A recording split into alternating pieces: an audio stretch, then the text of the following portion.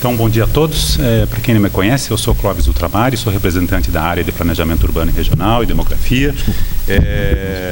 Eu tenho duas restrições à minha fala hoje. Primeiro, porque eu vou repetir um pouco duas restrições. Estão ouvindo bem? Não? Bom, eu tinha dito bom dia a todos. Foi só isso que eu falei. E eu tenho duas restrições em relação à minha fala de hoje. Primeiro, porque eu vou repetir um pouco as coisas que eu já falei ontem, vou tentar sintetizar ainda mais, mas vou tentar encaminhar para algumas propostas. E segundo, porque eu já conversei com a professora Virgínia e ela ameaçou que vai falar... ela ameaçou positivamente que vai falar muito. Então, os meus 20 minutos eu já sei que eu vou ficar... Ontem eu já fiquei um pouco pressionado pelo tempo, acho que hoje também um pouquinho. Mas então eu vou iniciar a minha introdução exatamente como eu fiz ontem. Eu vou tentar resumir aquilo que eu vejo como cenário. E daí eu estou falando agora. Ontem eu falei mais como pesquisador, o Clóvis, e hoje acho que eu falo um pouquinho mais como representante da CAPES, dentro daquilo que é possível, dentro daquilo que eu já sei, dentro daquilo que o Wilson já sabe também, né? A gente não tem toda a agenda da CAPES, a gente não sabe exatamente como, mas de imediato eu preciso ressaltar de que os sinais para o bem ou para o mal é de que as coisas continuam, sobretudo porque a máquina da CAPES é uma máquina positivamente consolidada. Então é difícil a gente fazer grandes mudanças. E acho que a gente, também já avançando nas minhas propostas, a gente tem que procurar alguns espaços dentro dessa agenda da CAPES, onde a gente possa, não necessariamente impor, mas tentar negociar alguma das coisas que a gente discutiu ontem e que eu acho que foi um grande consenso, né? O outro consenso também eu preciso dizer aos organizadores do evento, e foi assim que eu iniciei também, da minha relação com a Ampur, que é uma relação antiga, é uma relação de formação acadêmica, né? Eu tenho que sair um pouquinho disso, evidentemente, porque eu sei que outras áreas e outros grupos dentro da área de Purdue vão me cobrar isso e com absoluta razão, evidentemente, né? Então não é só a Ampur, da qual eu me sinto mais próximo, mas enfim, isso vai ter que ser, essas propostas todas terão que ser negociadas com outros grupos formais e informais.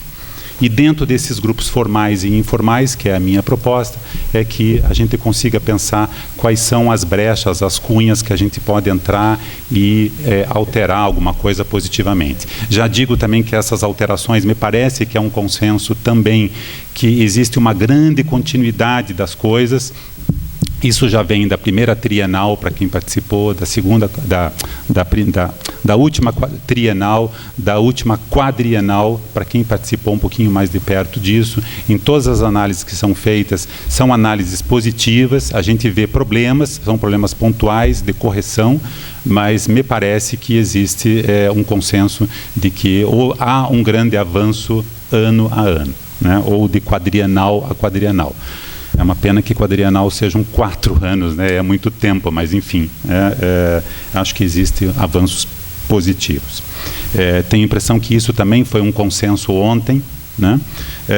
Mas eu queria voltar naqueles consensos, não consenso, mas naqueles 4 pontos que eu trouxe, como aquilo que eu vejo como o grande cenário da área ou até mesmo do mundo CAPES nesse processo todo que a gente está envolvido.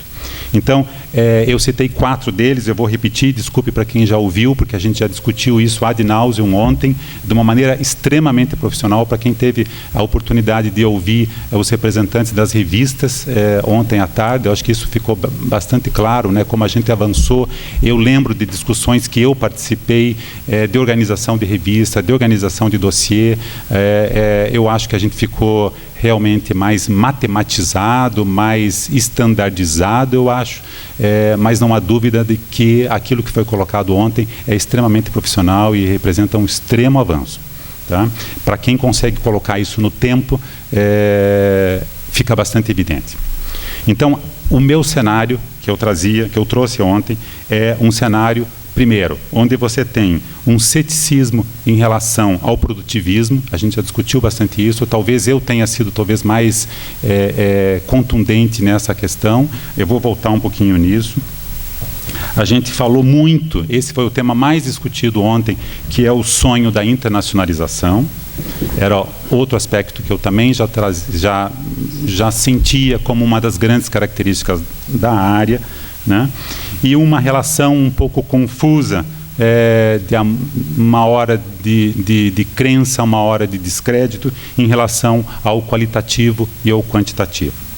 E por último, depois foi lembrado também, a questão da sintonia social, da inserção social. Então, acredito que a gente acertou nesse cenário, nessa pintura que a gente, nessa grande foto que a gente consegue fazer da área, e acho que de maneira geral das avaliações dos programas, do corpo de programas, do corpo de áreas que a gente tem na CAPES, né? Então, a partir dessas constatações, a gente pode pensar um pouquinho mais em relação a como podemos encaminhar esse processo. Eu ontem lembrei também, e vou fazer de novo isso, porque eu acho que isso tem muito a ver com o processo da avaliação. Eu acho que eu me expus um pouquinho ao fazer um comentário especificamente sobre a minha formação e o meu perfil em relação ao produtivismo. Chega a ser uma coisa até um pouco estranha mesmo, né? Alguém que se propõe a participar de um processo de avaliação e tem muito medo do produtivismo e do quantitativo. Mas veja, eu sei que no dia a dia a gente se submete àquilo que é menos polêmico e àquilo que nos tem como possível. Tá? Mas eu acho que preciso dizer para vocês a minha posição bastante esclarecedora. Tá? Deixar bem claro isso, né? Então, em relação ao produtivismo, eu ontem me posicionei e hoje, conversando com um colega meu, eu até contei a história, ele não entendeu direito, ele achou que é um pouco confusa, mas eu vou repetir aqui, eu vou arriscar, vamos ver. Muito tempo antes de eu entrar na academia, isso ainda durante os anos de arquitetura, eu havia lido um livro de um casal de jornalistas belgas, apesar do segundo nome não ser belga, mas eu os tenho como belgas, Dominique Lapierre e Larry Collins. Eu não sei se alguém conhece esses dois autores, mas eles foram de bastante sucesso, isso lá pelos anos 80, eu acho, que escreveram um livro chamado Esta Noite é Liberdade. Esta Noite é Liberdade discute o processo de independência da Índia e descreve em detalhes é um jornalismo histórico profundo, a vida do Gandhi. Eu estou entrando em detalhes, mas acho que isso é proposital para deixar bem claro o que eu acho de certas coisas. Esse livro me marcou bastante na minha formação inicial, é um tema que eu não era próximo, mas enfim, a maneira como ele é descrito, fiquei apaixonado por ele. Mas essas duas pessoas, Dominique Lapierre e Larry Collins, eles, 2 anos depois, eles escrevem um livro que se chama Ó Jerusalém. E eu me recusei a ler esse livro. Na realidade eu folhei, eu li acho que 50% do livro, porque ele é bom também, mas me chamou muito a atenção como pode, apesar de ser um tema, eu poderia dizer, não, mas esse casal de pessoas, eles discutem a formação do Estado Nacional moderno, enfim, é a área deles, né? Mas me chamou muito a atenção como pode, né, alguém que escreve um livro profundo, em detalhes, sobre a independência da Índia e a vida íntima do Gandhi, né? 2 anos depois, ou 3, pelo menos foi essa edição que eu peguei, né, tem um livro que descreve em detalhes a formação do Estado de Israel. Me parece um pouco estranho que a gente consiga humanamente fazer isso. Eu estou exagerando um pouquinho no detalhe, mas é óbvio que eu não vou usar a palavra pedagógico aqui, né? Mas é ilustrativo, né? Esse exemplo que eu estou tentando trazer para vocês. Tá? Então, dentro desse cenário que a gente já lança, né, quais são as grandes implicações que nós temos, o momento que a gente está vivendo. Eu sei que existe um momento também de receio de tudo que está vindo aí, ou que já vem vindo há muito tempo. Eu diria que a gente tem estruturas na CAPES que tudo indica que serão mantidas. E isso ser mantido significa que existe uma agenda, né, existe um ritual que a gente vai ter que se submeter. E voltando então àquela minha ideia inicial, é tentar buscar os espaços dentro dessas imposições e dentro dessas facilidades que a gente tem de trabalhar com o quantitativo, por exemplo, e trabalhar também eu não diria vícios, mas já uma certa obsessão que nós temos pela produção, né? Como fazer isso sem perder tudo aquilo que a gente ganhou até agora, tá? Então, a partir disso, se essa é a minha introdução, eu ainda tenho 10 minutos. Eu vou voltar nos dados, que ontem eu não tive muito tempo para... eu falei bastante ontem, mas, enfim, ainda ficaram coisas faltando. Mas, bem concretamente agora, então, eu queria voltar naquele cenário das grandes bases que a gente tem de referência para as publicações, que vão ser, na realidade, a base das nossas avaliações, né? Se a produção intelectual na nossa área, por D, corresponde a 35%, né, da avaliação do curso, é o percentual mais significativo que nós temos, tá? Então, e essa produção intelectual, a produção intelectual, ela eu não lembro de cabeça agora, mas ela é significativamente maior na nossa produção periódicos, né? E que está qualificada, tá? Bom, então, e ela é feita, ontem foi colocado isso, inclusive há algumas similaridades com a área da arquitetura, mas ela é feita a partir da inserção de uma revista, da inserção ou não, de um determinado periódico, journal, numa ou mais dessas bases. Então, nós temos 6 bases, tem as 2 primeiras, né, que são as 2 de ouro. Eu acho que essas bases, dentro da possibilidade que nos será dada, elas poderiam ser melhor lidas, melhor compreendidas. Eu fiz essa leitura dessas seis bases, o que corresponde, né?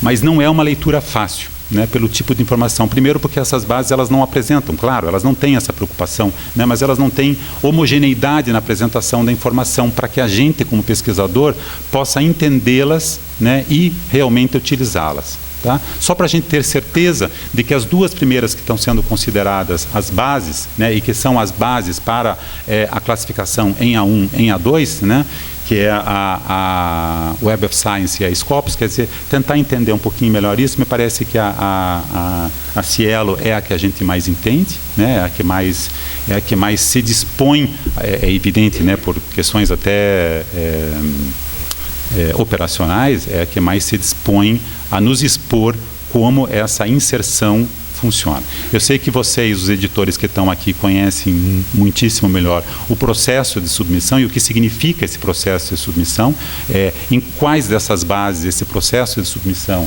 é mais fácil ou mais difícil, né? A partir disso, eu acho que a gente consegue ter um cenário melhor do que significam essas bases. Em algum momento também a gente discute a questão do fator de impacto, né? É algo que eu acho que é tentador, mas eu acho que é um tema quase que fora de propósito atualmente pelo cenário que a gente tem, né? A gente fez um levantamento em relação aos periódicos, né? Pegar aquilo que foi avaliado na quadrienal e aquilo que a gente já consegue fazer uma próxis agora para 2017, a gente tem, vejam só, eu tenho isso para periódicos e para artigos. Vamos pegar nos periódicos, que me parece dar um cenário mais fácil de avaliação. Tá? Então, eu tenho na Web of Science, o grupo de periódicos que nós temos avaliados na quadrienal é 0,8%. Só 0,8%. É muito, muito pouco, né? E na Scopus eu tenho 3,7%. Né? Somando os dois, dá 5,5%. Quer dizer, esse cenário de 5,5% é o que me daria a A1 e a A2. Claro que depois tem análise qualitativa ao final disso que muda. Então, esse 5,5% ele vai subir, né? Mas esse qualitativo, a gente tem um espaço para pensar, como eu acho que tem um espaço para pensar também na composição disso. Tá? Se você for pegar 2017, que é um cenário, eu sei, é um cenário ligeiro que a gente fez ainda, né? E eu comentei ontem, não sei o quanto isso representa, se isso é 25%, é óbvio que não é exatamente 25% da futura quadrienal, né? Mas eu tenho, na Web of Science, eu tenho 0% até agora, e na Scopus eu tenho 2,5%. Tá? Isso tendo um total de apenas 3,2%. Então, quando a gente fala em fator de impacto, né, na valorização dessas duas bases, eu acho que vale a pena a gente pensar nisso, porque essa é a realidade. Tá? E, sobretudo, quando a gente discute a internacionalização, um daqueles meus primeiros pontos que eu coloquei, o sonho da internacionalização, eu acho que aquilo também foi um consenso ontem. Eu ficaria muito feliz se a gente conseguisse discutir isso de uma maneira brava. Né, o que é a internacionalização, para que serve e, sobretudo, quanto nos custa. Né? E, como eu falei ontem, se a internacionalização ela é feita por duas vias ou uma via só. Eu acho que, se for de uma via só, ela não nos interessa. Né? Apenas consumir, eu acho que isso é uma coisa que a gente já vem criticando há muito tempo. Para quem tem interesse nessas questões, especificamente que eu estou falando, inclusive acho que esclarece bastante a questão do qualis periódicos, vale a pena lerem o material da ex-diretora de avaliação da CAPES, a Rita Barata, que é 10 coisas, o título é super sugestivo, não tem como errar, não tem por que nem explicar. 10 coisas que devemos saber sobre o qualis periódico. Acho que é mais ou menos esse o título. Tá? Isso está pelo menos na página da nossa área, eu acredito que esteja aberto para todos isso, tenho a impressão, mas na nossa está lá. Né? É um texto curto que descreve em 10 pontos o que significa isso, e acho que ela discute inclusive questões muito interessantes que também esclarece uma outra questão que foi colocada ontem pelo representante da Cielo, e que a gente acho que tem que pensar. É a única ressalva que eu fazia da apresentação dele, que foi excelente, eu acho, né, que excelente não estou qualificando, que eu acho que houve uma convergência bastante grande, né? A proposta de você fazer o qualis único, esse artigo que eu estou me referindo, ele vai responder de que isso é impossível, porque o qualis é pensado para avaliação dos programas e só isso. Ele não é pensado para avaliação das revistas. Acaba sendo. Né? E um segundo aspecto, eu sei que gera muito ruído entre as áreas quando eu tenho a mesma revista A1 numa área e B alguma coisa em outra área, isso gera muito ruído, né? Mas o propósito inicial do periódico, do qualis periódico, não é esse, né? Então a gente vai ter que conviver com esses ruídos, apesar de que a nossa área na quadrienal, na análise qualitativa e aquela sondagem que é feita com os coordenadores de programa, que é evidente que a gente deve continuar esse procedimento, né? Essas distâncias elas foram diminuídas. Tá? Um outro documento que eu gostaria de sugerir a vocês é um documento eu tenho 5 minutos, é um documento do professor Roberto e do professor Shimoda. O professor Roberto é o coordenador de área, o ex-coordenador de área aqui da Unicamp, que está participando comigo bastante dessas discussões, daquilo que eu venho falando aqui agora também.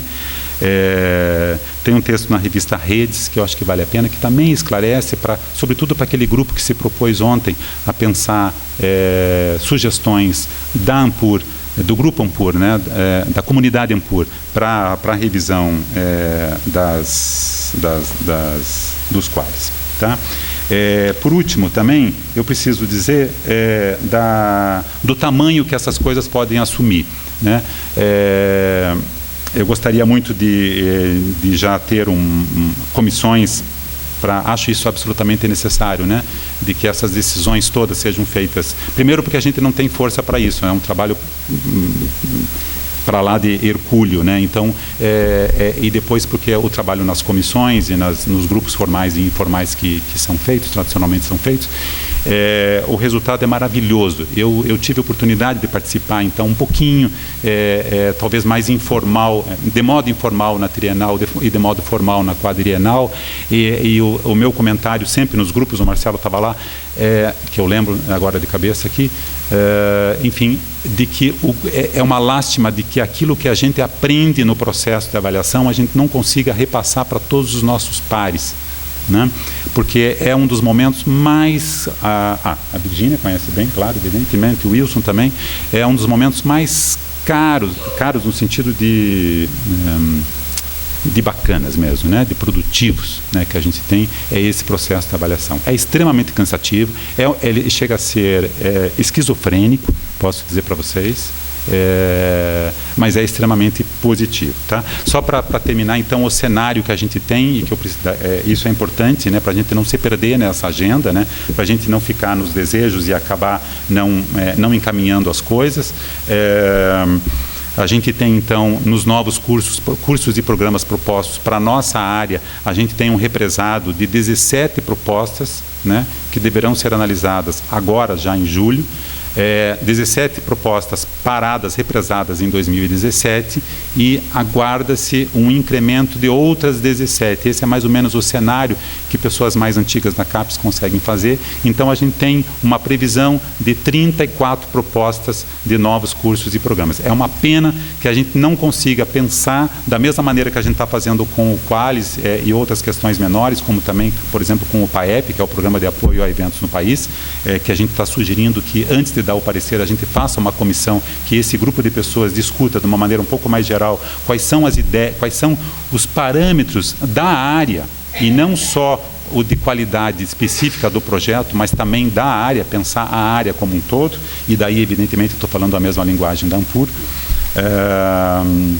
É uma lástima que a gente não consiga ter tempo, porque, inclusive, esses editais já foram lançados, as regras já são de todos. Enfim, isso será feito agora, imediatamente. Então, esse volume vai crescer. E, no caso dos periódicos, se na quadrienal a gente tinha um mundo de 1.700 periódicos, né, e foram, na época, tinha quase 400, você veja, de 1.400 de 1.800 para 400 não avaliados. Esse foi mais ou menos o cenário na quadrienal, quer dizer, o tamanho da avaliação que é feita, então, para a qualificação dos periódicos. Neste momento, em 2017, a gente já tem 413 periódicos não qualificados, ou seja, que passarão pelo processo de avaliação, né?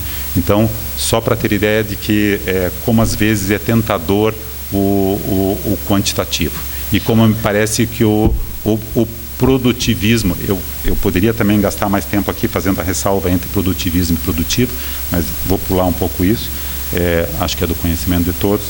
Mas, enfim, esse é o cenário, é o universo de coisas que vem pela frente, né, e que a gente vai ter que enfrentar. Então, eu queria fazer um fechamento das propostas, mas eu sei que o tempo está correndo e a Virgínia está com medo de não poder falar tanto.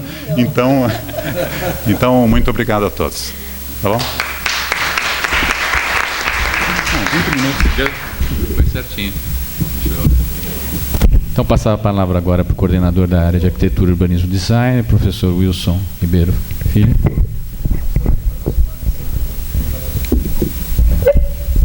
Você passa por aí?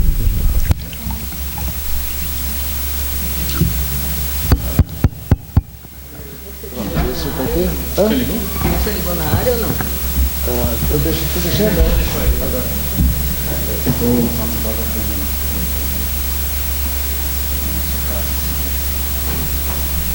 Você está voltando normal.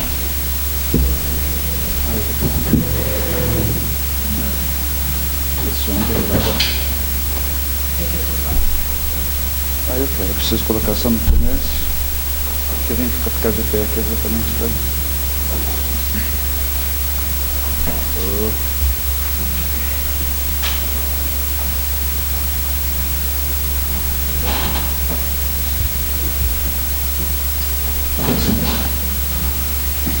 Deixa eu ver se o ponteiro está funcionando. O som tá bom aí? Que eu estou um pouco rouco, então...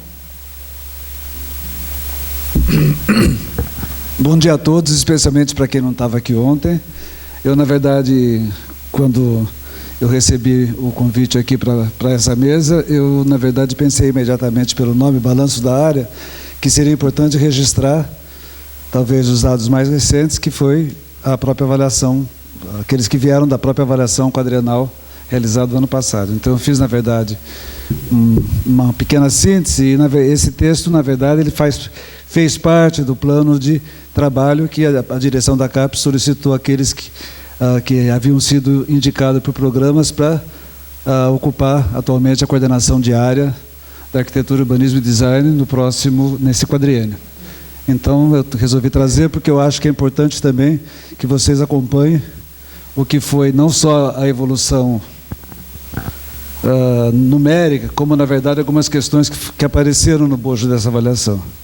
Primeira coisa, os resultados da avaliação recente da quadrenal confirmaram o crescimento ocorrido na última década na área de arquitetura, urbanismo e design, em sintonia com o crescimento contínuo do Sistema Nacional de Pós-Graduação.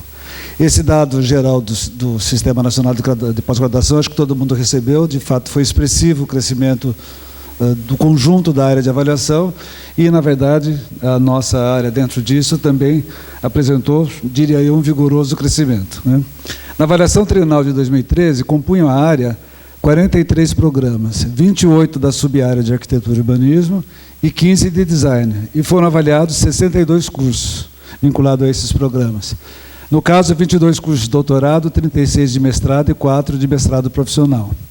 Atualmente, a área de eu vou chamar de AUID para melhorar aqui a rapidez da fala, conta com 68 programas, 43 da sub-área de arquitetura e urbanismo e 25 da sub-área de design.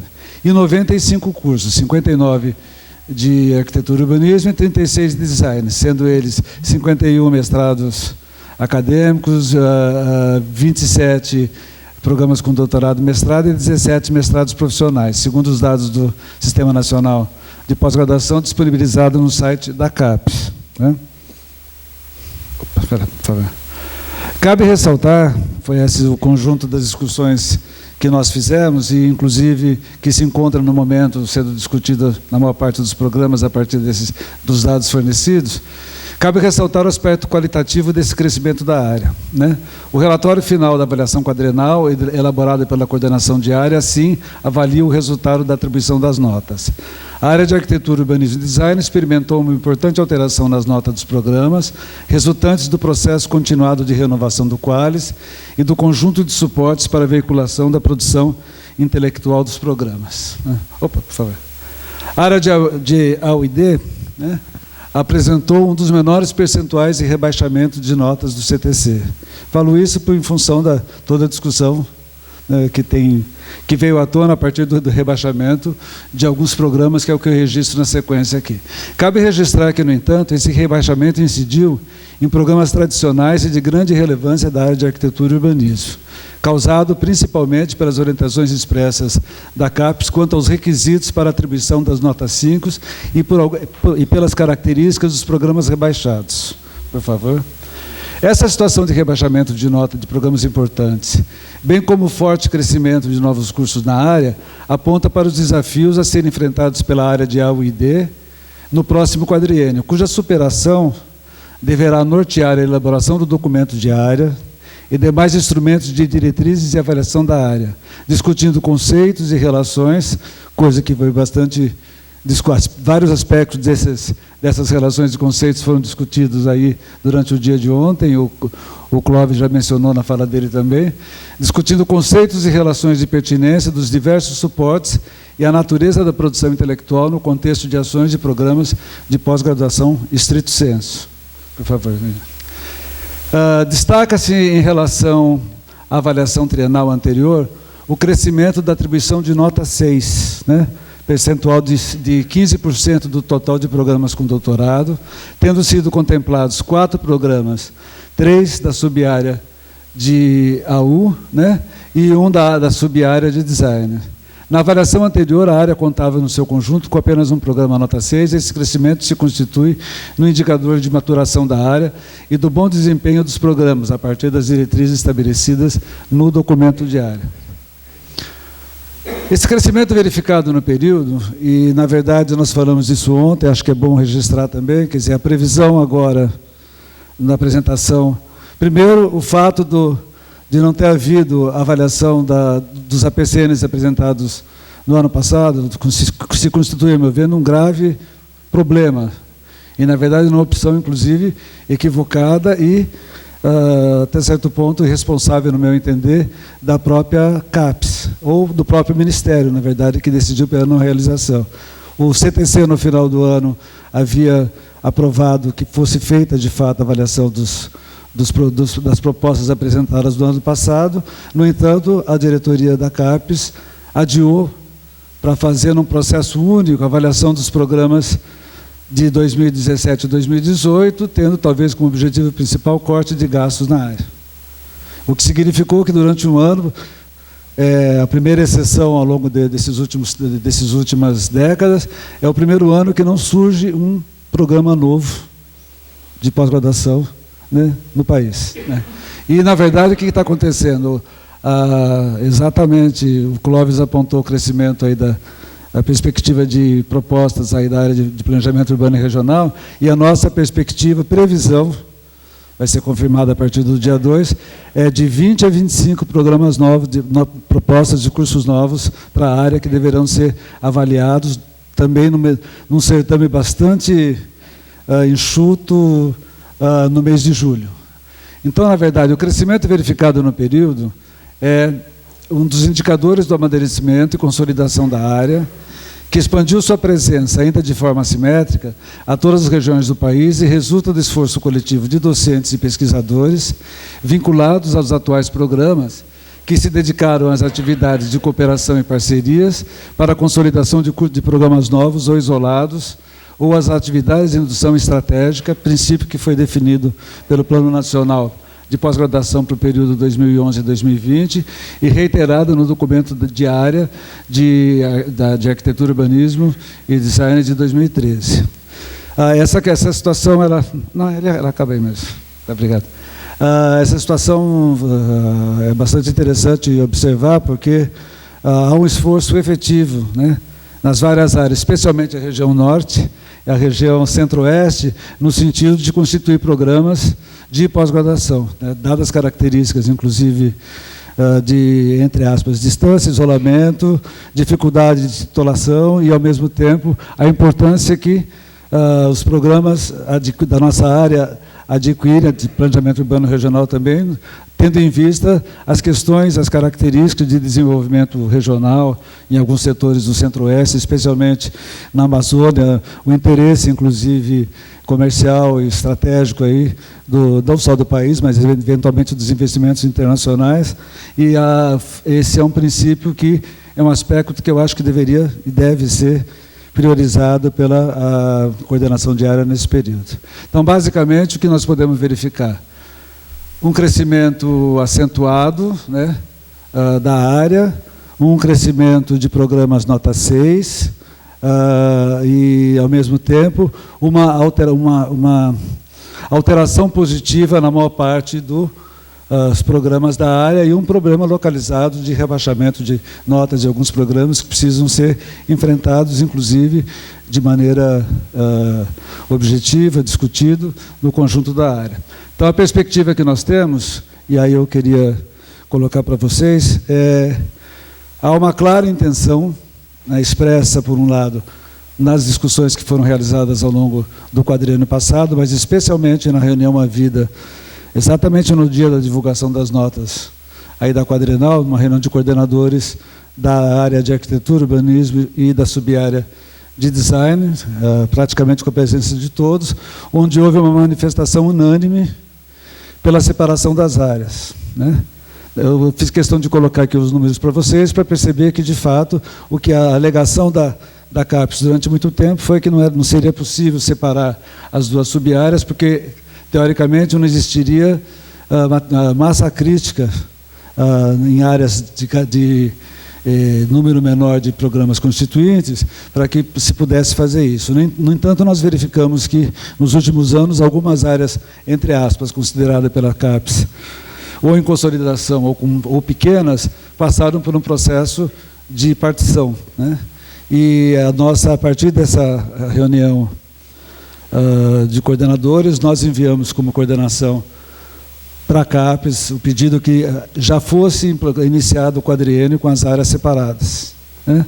A própria ANPARC e várias outras manifestações da área também reafirmaram essa posição, e a própria diretoria de avaliação chegou a colocar em discussão no CTC, de maneira, na verdade, inusitada, não a discussão, mas uma consulta às demais áreas que se manifestasse sua opinião sobre a separação da área de arquitetura e urbanismo.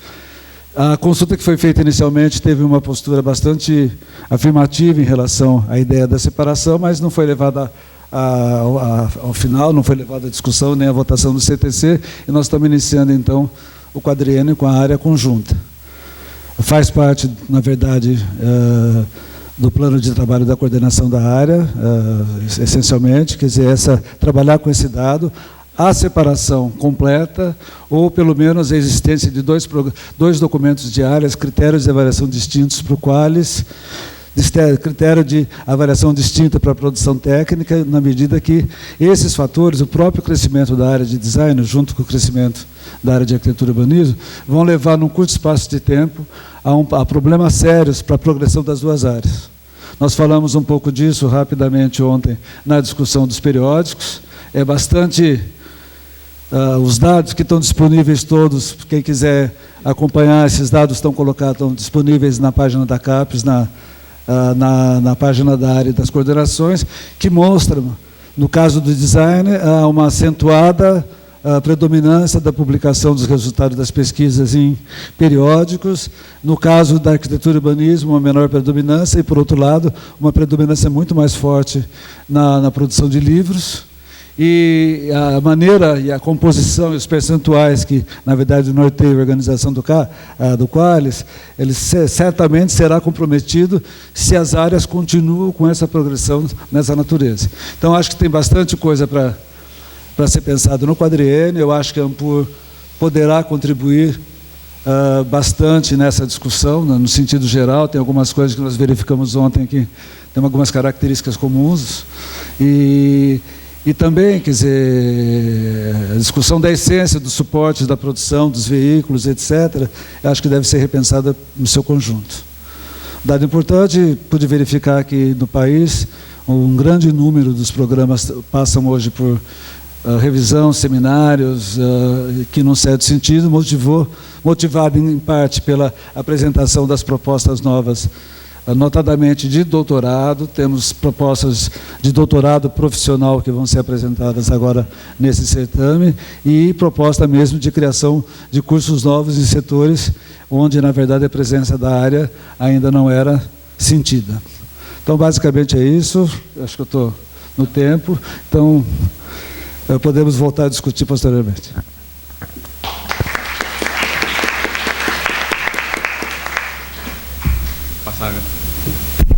Passar agora, então, para a professora Virginia Pontual, do CNPq.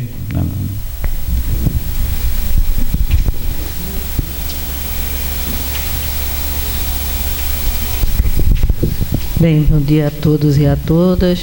Eu gostaria de, inicialmente, agradecer ao presidente da Ampur, Eduardo Nobre, pelo convite para estar presente aqui no CPPUR e, particularmente, nessa mesa, né, que é, assim, para mim, muito bom no momento em que eu estou saindo do CNPq, como representante da área, poder, então, apresentar a vocês o que foi minha experiência e, principalmente, né, os desafios que nós vamos ter que enfrentar, né?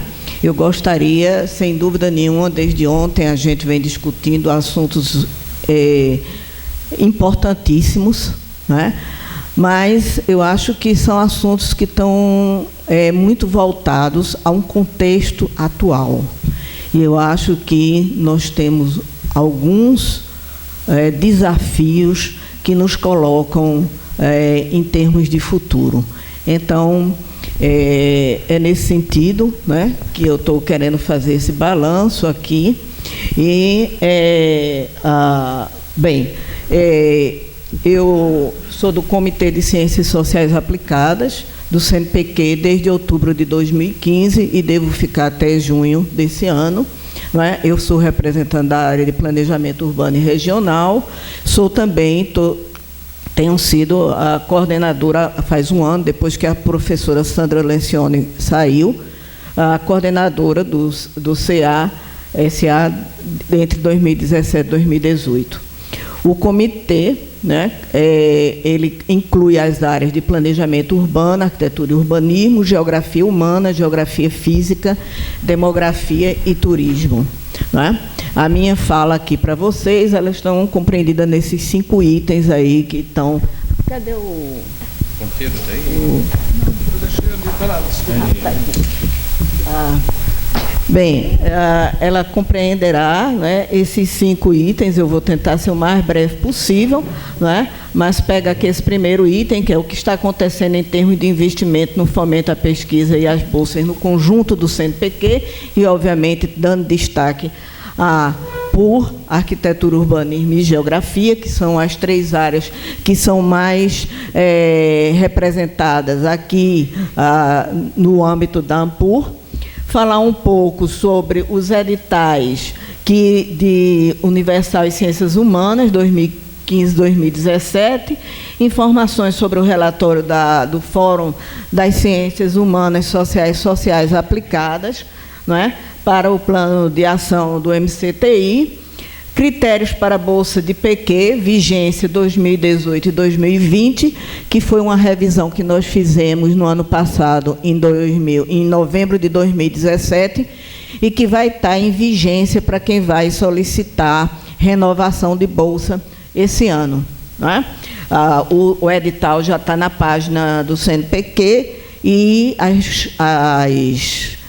as propostas devem ser enviadas até o final de julho. Nós não temos muito tempo. E, por fim, os desafios e norte de ação política para onde parece caminhar o CNPq. E aí eu começo aqui mostrando, né, esse print da Folha de São Paulo, que ela pega essa série histórica do orçamento do CNPq, obviamente é todo o CNPq aqui, 2011, 2017, e dá para a gente ver, né? Aqui, só para lembrar vocês, né? Isso aqui é quando entra no governo o presidente Luiz Inácio Lula da Silva, né? E esse crescimento aqui no governo de Dilma Rousseff, né? Da presidente Dilma Rousseff, e, enfim, a queda a partir do golpe de 2016. Aqui um primeiro gráfico. Né? Investimentos em bolsas no fomento 2011-2017. E aqui já entra só a parte relativa ao Comitê de Ciências Sociais, não entra o conjunto do CNPq, diferentemente do primeiro. Né? E nós vemos aqui, então, a pesquisa, né? Como ela vai reduzindo, né? Bolsas no país, ela se mantém razoavelmente, e aqui está o conjunto de investimentos e de número de bolsas, sem destacar o que é PIBIC, o que é produtividade, não é? E bolsas no exterior, que entra também doutorado e mestrado fora, etc. E vocês veem, né, sintomaticamente, como 2011 era bem baixo, tem um aumento muito significativo, né, porque, ao mesmo tempo, e aí é uma das grandes questões que eu acho que se coloca, né, é que, ao mesmo tempo em que a CAPES exige de nossos programas e dos pesquisadores, obviamente, em última instância, a internacionalização, nós vemos aqui praticamente perto de zero. Né? Esses dados numéricos eu tenho todos, aqui eu só trouxe as representações gráficas, porque fica mais visível e mais rápido de a gente discutir. Né? E aí aqui nós vemos o gráfico 2. Né? O gráfico 2, investimentos da pesquisa por grande área de conhecimento, também, e aqui ciências da natureza, saúde, engenharias exatas e humanidades. E aqui está humanidades.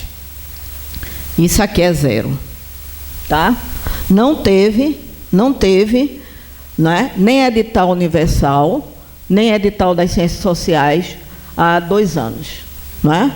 E, embora o presidente do CNPq esteja dizendo que vai sair esse ano o edital universal, mas até agora não existe nada de objetivo e de concreto. Né? Então, vocês veem, por outro lado, aqui, não é? A grande importância de ciências da natureza e o crescimento, né, vertiginoso e extremamente importante das engenharias, embora todas é vertiginoso, é impressionante, não é? A queda abrupta que nós tivemos nesse período, né? E aqui um terceiro gráfico. Investimentos em bolsas no exterior por modalidade, né? Eu não pensei todas as bolsas no exterior, eu pensei apenas a de pós-doc, estágio sênior, doutorado sanduíche e doutorado, o doutorado pleno, né? Eu queria apenas dizer o seguinte, que nos últimos 2 julgamentos do ano passado, né, foi simplesmente, o CNPq simplesmente concedeu bolsa a quem ficou em primeiro lugar. Em primeiro lugar. Quem ficou segundo, terceiro lugar já não recebeu bolsa, não é? Então, nós temos esse quadro aqui, né, que vocês estão vendo, onde esse aqui é o doutorado, né? Não é o pós-doc, certo? É o PDE, né? Realmente aqui tá difícil de ver, mas esse aqui é o doutorado, o pós-doc. O vermelho é o doutorado sanduíche. Vejam como ocorreu uma redução, não é, abrupta na concessão de bolsas sanduíche, não é? Tornou-se de 2016 esse percentual aqui também quase próximo a zero, e a mesma coisa o estágio sênior, que vocês veem uma pequena linha aqui. No gráfico 4, aí nós temos, né, investimento em bolsa no exterior por área de conhecimento, 2011-2017. E vocês veem aqui também, né, aí é bolsa no exterior, mais uma vez, não é? Como é que nos impele a internacionalização, não é? Se não nos dão condições para tal, não é? Pode até, isso para a universidade pública é fundamental. Eu não sei para as privadas, não é? Mas eu sei que para a universidade pública nós não temos condições de sair sem ter esse apoio de CAPES CNPq. Então, como nos impele e nos obriga e nos impulsiona a sermos internacionais, se não nos dão a mínima condições, né, de selo, né? Vocês veem aqui, né, investimento em bolsas no exterior, também a queda abrupta, e como as humanidades sempre têm um comportamento muito pequeno, não é? Fica sempre na rabeira, como nós dizemos no Nordeste. Bem, e aí o gráfico 5, investimentos em bolsas no país, e aqui é só relacionada ao comitê, ao nosso comitê, o Comitê de Ciências Humanas e Sociais Aplicadas. E eu estou pegando esse período exatamente porque é marcante, né? Começa com o segundo governo do presidente Lula. E aí vocês veem também, né? Aqui a engenharia tem uma queda, a geografia, aliás, tem uma queda fundamental. Os outros, na parte de arquitetura e urbanismo, tem se mantém praticamente a mesma, né? Planejamento cai, né? Planejamento cai. E a parte de demografia permanece o mesmo, e turismo também não tem praticamente mudança, né?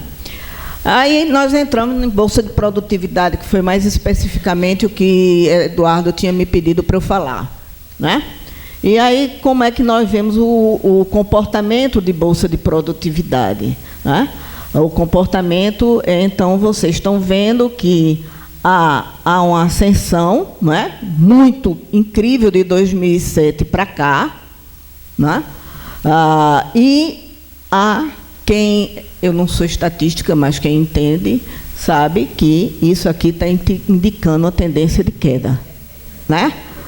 Então, vocês veem que não é um cenário muito alvissareiro.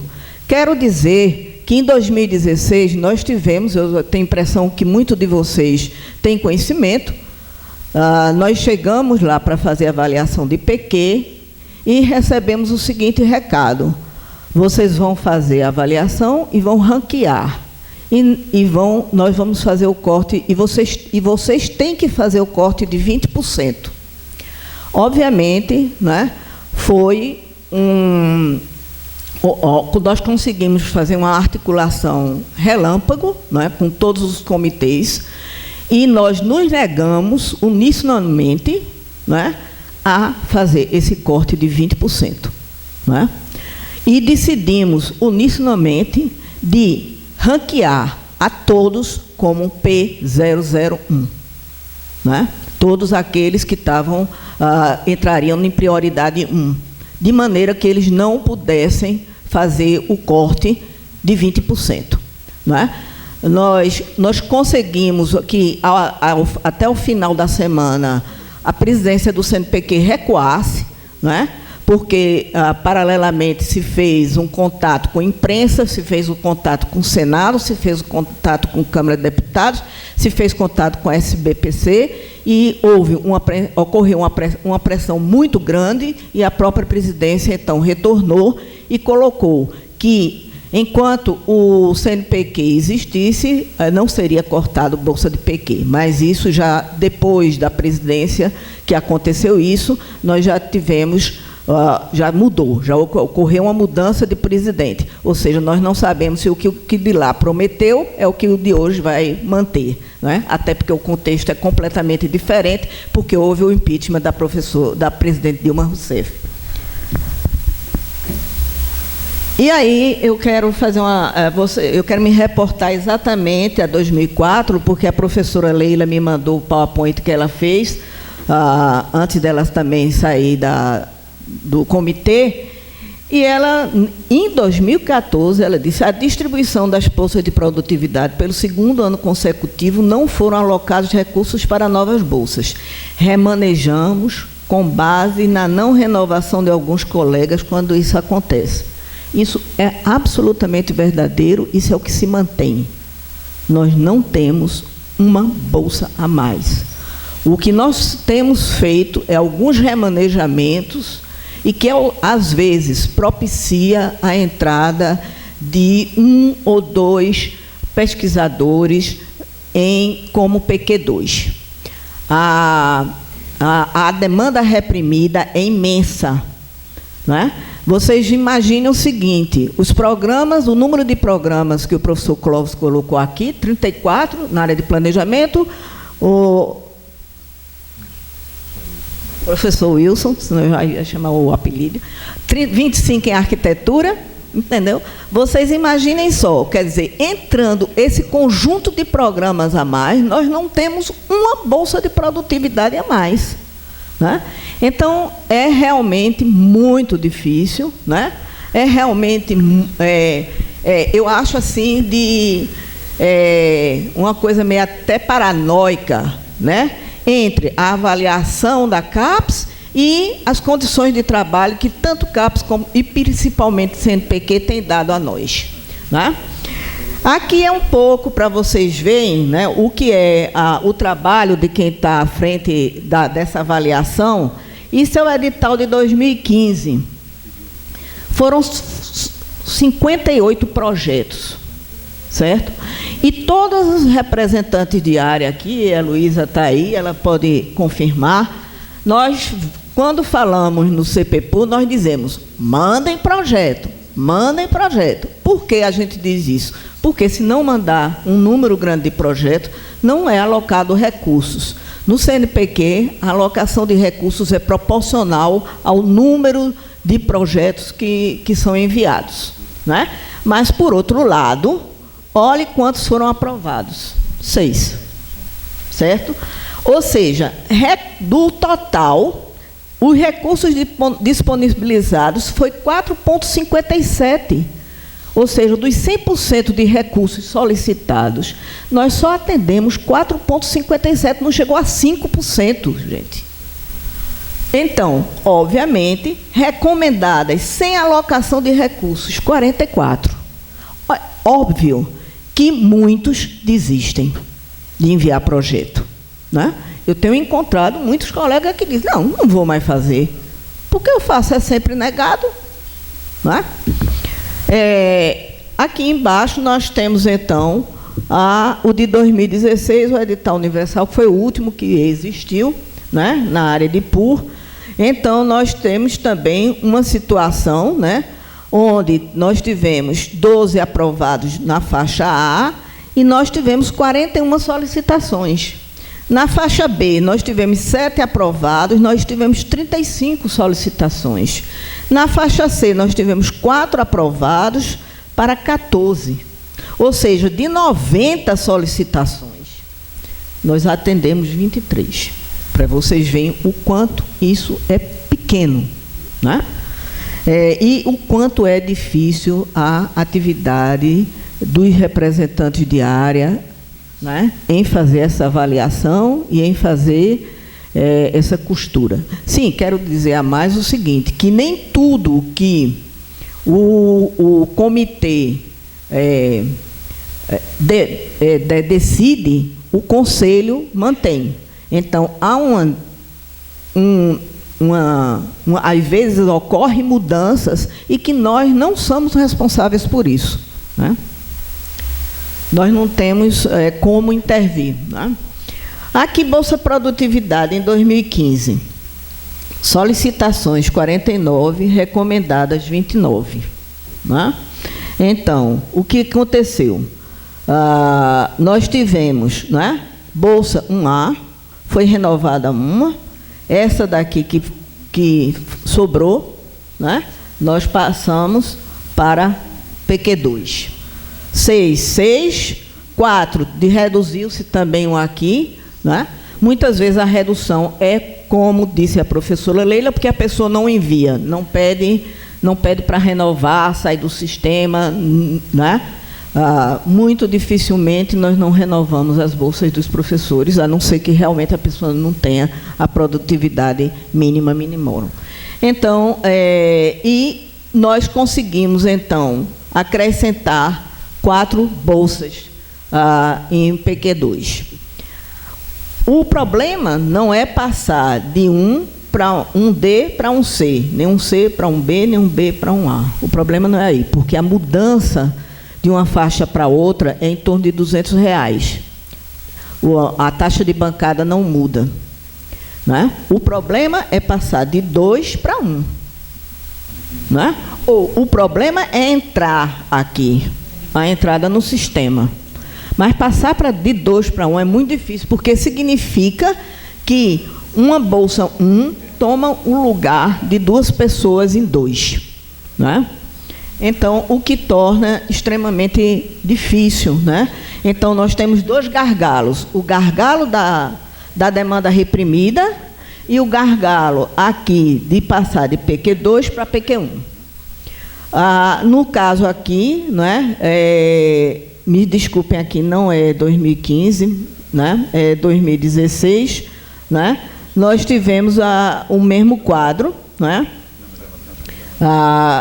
eram aqui recomendadas, eram 3, a disponibilidade inicial 4 passou para 3, 0, 1, 2 e 30, e nós conseguimos, então, teve essa redução aí. Né? E não, me desculpe, tá aí, agora eu não sei. Bem. Tem razão. Olhe, aí eu já aqui agoniada em um é planejamento e outro é arquitetura, exatamente.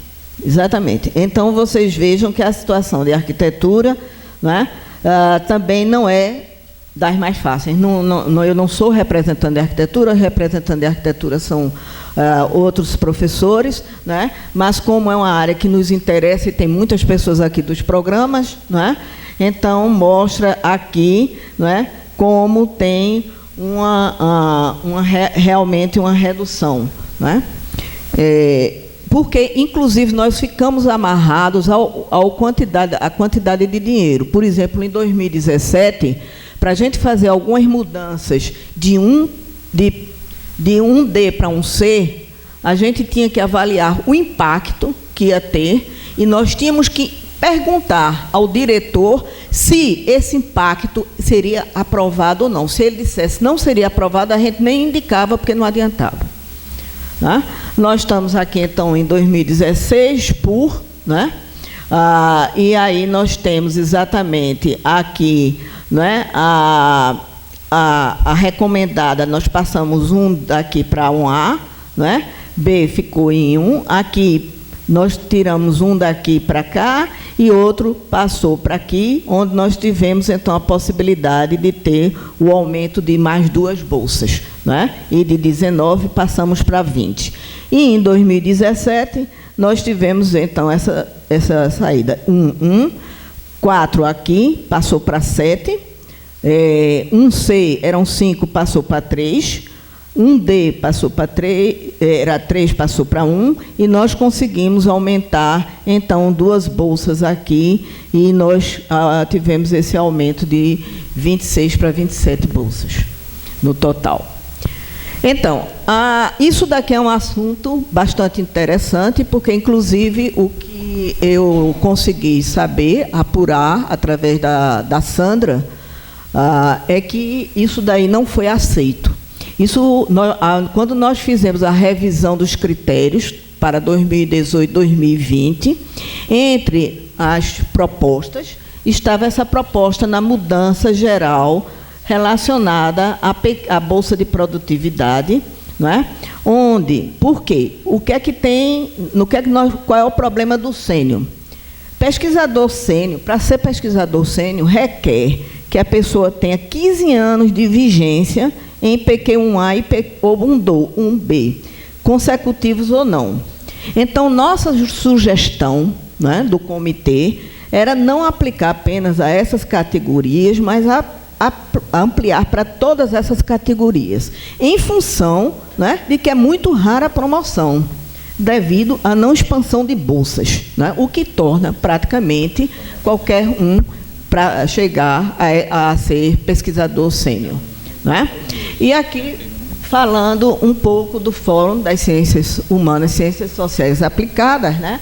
Eu não vou me deter muito, isso foi o trabalho que nós fizemos em 2014, que ontem eu já falei, né? A comissão foi essa comissão aqui, e uma das grandes propostas, e tem também questões relacionadas à internacionalização, né? A grande proposta foi a criação da Diretoria de Humanas e Sociais Aplicadas, mas quando esse pleito chegou no Ministério de Planejamento, o Ministério de Planejamento cortou. Então, eu acho que é um pleito que nós devemos permanecer, né?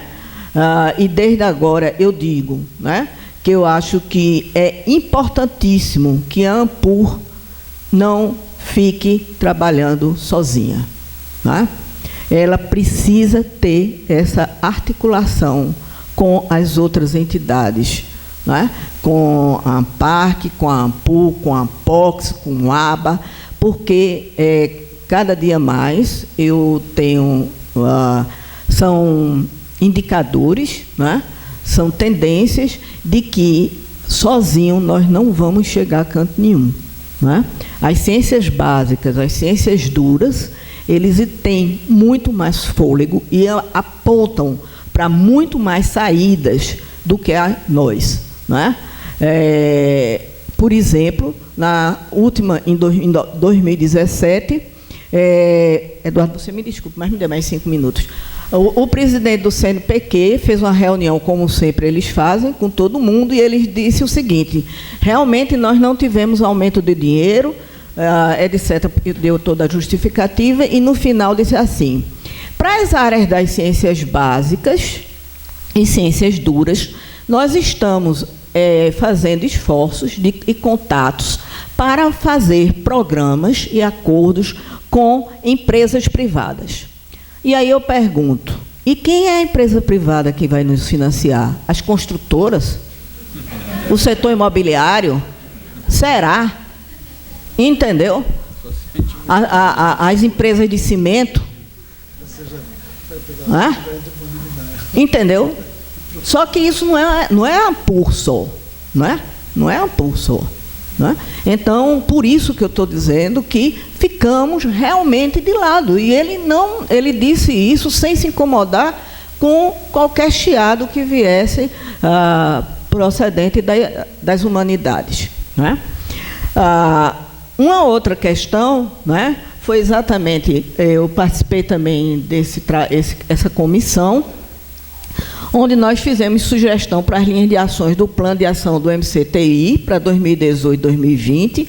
Nós tivemos todas essas áreas, o documento contemplava todas essas áreas, cada área dessa tinha esses elementos aí, né?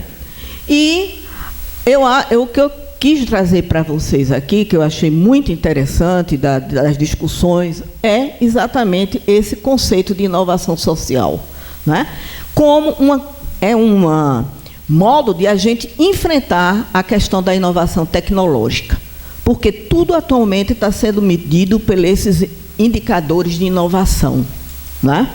E nós precisamos, se por um lado, eu acho que tem que ter uma atitude de resistência e de dizer, olha, nós só temos especificidades, né? Por outro lado, a gente tem que fazer também um esforço, né, de adequação. E esse esforço de adequação, eu acho que esse que está em aberto, obviamente, né, é algo em construção, né, mas que se trata exatamente de estratégias, conceitos, organizações, né, de necessidades sociais. É uma perspectiva metodológica e analítica que tem como objetivo construir conhecimento acerca dos fenômenos de forma mais ampla que os projetos de extensão, com vistas a parcerias entre organizações governamentais ou não governamentais, etc. Claro que isso foi o que deu para formular lá. Mas eu acho que esse conceito pode ser explorado e pode ser experimentado, que eu acho que nos vai ajudar. E aqui os critérios, né? Exatamente os critérios, entrada do pesquisador no sistema. Tem que ter transcorrido, no mínimo, 3 anos, esses estão em vigência, se vocês, na página, vocês vão ver, da defesa do doutorado, e nos últimos 5 anos, tem que dispor de 5 publicações e dispor, no mínimo, de 2 orientações de mestrado concluídas. No caso da categoria 1, né, os pesquisadores que cumprem o seguinte, ter 8 anos, demonstrar, nos últimos 10 anos, capacidade de formação contínua de recursos humanos e ter 10 publicações. Né? Aqui, né, os critérios em termos de pesos, né, que vão vingar para o julgamento agora em outubro ou novembro. Né? Projeto de pesquisa 20%, produção científica 50%, formação de recursos humanos, principalmente em nível de pós-graduação 15%, e esse item aqui, né, que é um item bem largo, né, contribuição científica e tecnológica para a inovação, coordenação ou participação em projetos de pesquisa, participação em atividades editoriais, de gestão científica, administração de instituições e núcleos de excelência científica e tecnológica, e liderança e reconhecimento institucional. Não é nada, são 15%. Né? Então, isso pesa, gente. Né? Tudo pesa, na hora tudo pesa, porque é uma matemática que vocês não imaginam o tamanho da tabela de Excel, e fecha e abre para poder dar conta de tudo. Bem, e aí os desafios? O futuro, né? O futuro. Eu vou começar o futuro, eu estou terminando, Eduardo, vai ser rapidinho, mas eu vou falar do futuro o seguinte. Essa semana, segunda-feira, eu tive a oportunidade de participar de uma palestra lá na UFPE, onde falou o professor Luciano Coutinho, ex-presidente do BNDES, falou o ex-ministro de Ciência e Tecnologia, o professor... não, foi Campolina, não, Sérgio Rezende, falou a professora Tânia Bacelar, que é bastante conhecida, e falou a professora Lúcia Mello, né? Que já foi de CNPq, CAPES, etc. E tal. Atualmente ela é secretária de Ciência e Tecnologia do governo de Pernambuco. E o que mais me espantou, né, é o seguinte, o título da da palestra da mesa redonda foi a 4ª Revolução Industrial. E aí, na 4ª Revolução Industrial, é o seguinte, robotização, automatização, a nanotecnologia, e por aí vai, né? Agora, eu inclusive fiquei surpresa porque existe uma fábrica que se chama agora Fábrica Escura. Fábrica Escura é o seguinte, é uma fábrica que é toda automatizada, não tem um homem dentro. Então, ela não precisa de luz, ela precisa de energia, mas não precisa de luz, nem precisa dos nossos vãos livres, que em arquitetura, né, é uma composição, né? Então, vocês deem conta. Ao final do debate, eu fiquei me sentindo excluída, porque eu disse, aonde está meu lugar? A área que eu atuo, qual é o lugar? Aí eles disseram, não, tem o âmbito da ética, né? Tem o âmbito da cidadania, mas que ética e que cidadania se já está tudo dado, não é? Os processos estão aí acontecendo e ninguém sabe de nada. Então, a discussão a posteriori, e é isso que me está dando a sensação, é que a gente está sempre a posteriori, a gente nunca está indo a priori. Né? Então, esse não ir a priori, né, leva que as ciências humanas sociais aplicadas, que já são, né, historicamente, tem menor peso, né, se tornem mais ainda algo descartável, né? Para ser usar um termo bem forte. Então, por essa razão, né, é que eu acho que a questão da nossa articulação, repare, nós só vamos enfrentar a SPPC, minha gente, e só vamos ter voz lá dentro se a gente for organizado, né? Se as áreas das humanas e das ciências sociais forem organizadas. Individualmente, a gente não vai fazer frente. Nem a CNPq, nem a CAPES, nem essas grandes, a Associação Brasileira de Ciência, nem nada. Né? E nós fomos dar sempre a posteriori. Então, eu acho que esse é um grande desafio. Né? Para quem continua, obviamente, quem não continua na ativa, quem não está sendo julgado, né? Quem não está precisando de bolsa de PQ, tudo bem. Mas para quem está, né? Mas eu vou me referir exatamente a esse encontro que foi agora, na sede da SPPC, onde foi batido o martelo. Falta de recursos para a bolsa de pesquisa. Esses foram esses 3 temas. Valorização da área das ciências humanas e sociais aplicadas e mudança nos critérios das avaliações do Sistema Nacional de Pós-Graduação. Repare, está em curso, mudança nos critérios. Quais são essas mudanças? Me perdoe, mas eu não vi nenhum de vocês dois falarem. Não é? Quais são essas mudanças? Quem está fazendo essas mudanças? Não é? E nós estamos, mais uma vez, né, ao lado. Não é? O encontro teve a participação de Marcelo Morales, diretor do CNPq, e ele disse, reparem só o que ele disse, temos poucos recursos, e do total que temos, 90% vai para as bolsas, o que referenda o que eu falei antes. Sobra muito pouco para novos editais. Com organização e parceria, é possível fazer algo. Ele ainda acrescenta, se torna crucial que as entidades estejam unidas para pressionar o governo para revogar a emenda constitucional 95. Eu acho que isso é uma bandeira primordial para a gente, repare. Entendeu?